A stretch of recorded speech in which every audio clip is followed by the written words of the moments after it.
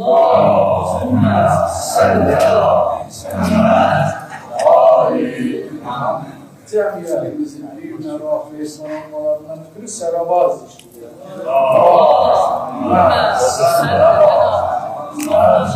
Ali Muhammed. Dünyasını değişmiş üstad, alimlerimizin ruhlarının şad olmasını, kalan alimlerimizin ömürlerin bereketli olmalarından ötürü serabaz işliyor.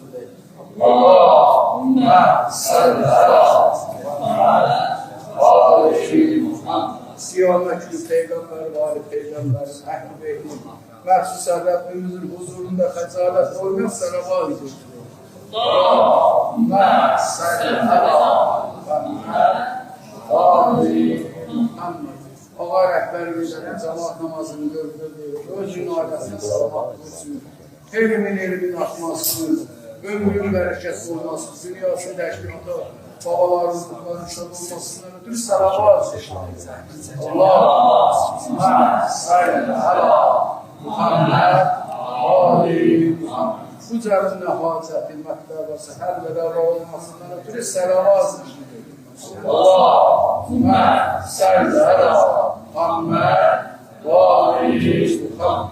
Dünya əhl-i beytin ziyarətindən, qiyamət günü şəfaatına bir nəsib olmaya serabaz işliyor.